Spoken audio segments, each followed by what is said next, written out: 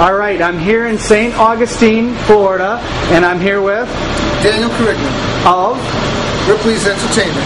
All right, well, tell us what you have to offer. Okay.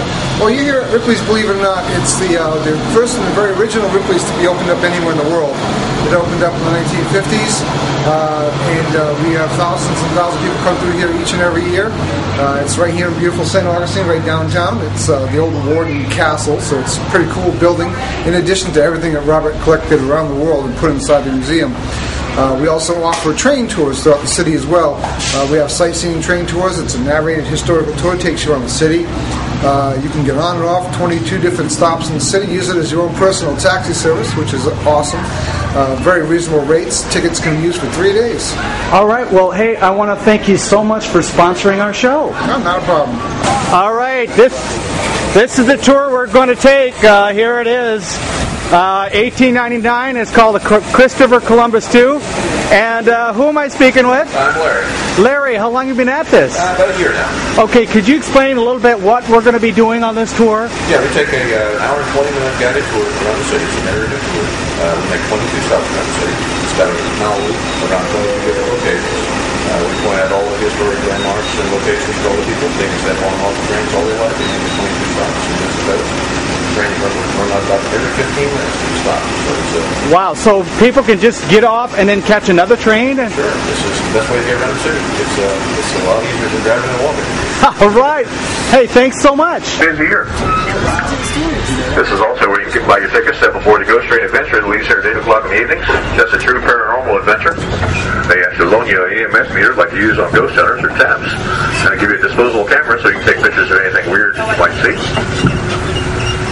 If you look over to the right behind those hedges, you see a large marble sculpture there. That's David by Michelangelo. That sculpture's pretty unique. There's only two like that in the world. That sculpture's over 17 feet tall. He weighs over 10 tons. Now, he is anatomically correct, folks. I guess that's why the city fathers planted his bushes around there to protect his modesty a little bit. They were acquired by Robert Ripley in his travels to China. Ying and Ling are over 2,000 years old. They're priceless. Part of town we're coming into now, guys, is called Uptown St. Augustine. We locals just call this Antique Alley. This has become a big tourist draw for modern-day St. Augustine. A lot of people come to St. Augustine these days just to shop for antiques and collectibles. And along the stretch of San Marco Avenue, you find a lot of very nice shops for just that. Also, if you're into that sort of thing, also on the other side of the Bridge of Lions, on along Anastasia Boulevard on the island, you'll find another nice assortment of antique shops over there as well.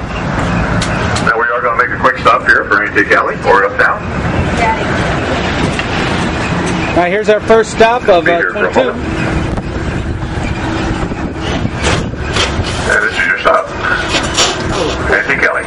Cool. Right over there to your right, you see a big cross over there. Cross is 218 meters stainless steel. The cross was actually erected there in 1965, 400 years later, by the Catholic Diocese. And it was put there to commemorate the beginnings of Christianity in the United States. The mission, Nombre de Dios here, actually operated as a Catholic mission to the Timucua Indians for about 300 years. Still a Catholic-owned and operated property to this day. It's owned by the Catholic Diocese.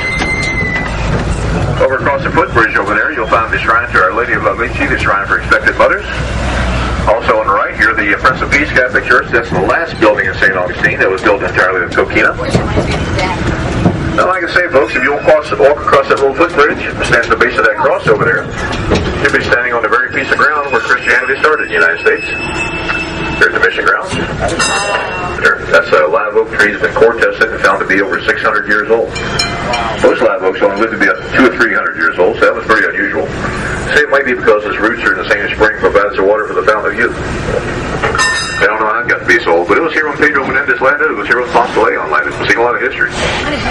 Why is it called the Old Senator? Well, we honestly have no idea. We've asked several people. Nobody really seems to have an answer for that. So we came to the conclusion it must be because it's shady and a little crooked, maybe. Featured on the cover of National Geographic. It's called Magnolia Street. But you won't see any magnolias on it. They were all killed off by the same big freeze that got the oranges back in the late 1800s. The Magnolia Street's lined by a series of live oak trees that have formed an arch over the street shaped by the sea breezes. The arch is all draped with Spanish moss, makes a nice pretty green tunnel here for Magnolia Street. Like I say, National Geographic has called this one of the most beautiful streets in America. snapshots. Can't block the street very long. Look at that. This is route to our next stop over on your right, guys. Shells. Look at that. Archaeological Park on your right. Wow. Holy crap. Got a radio call. 1 second. Beautiful street. Look at that, folks. That gate is made out of seashells. Trippy. Look at the beautiful trees lining this street. Like I say, guys, this is a 15-acre park over here on the right. That's an ongoing archaeological dig. The typical Indians occupied this area for about 3,000 years before the Spanish arrived.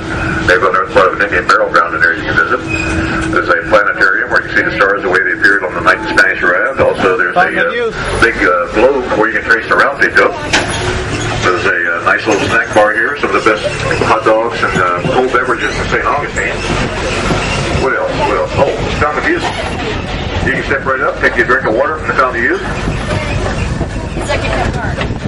To be honest with you, the cold beverages here at the snack bar actually taste better, but it's good for you. It's mineral water. All is white. Absolutely gorgeous birds. Live cannon demo firing. Look at that, folks. Fountain of Youth.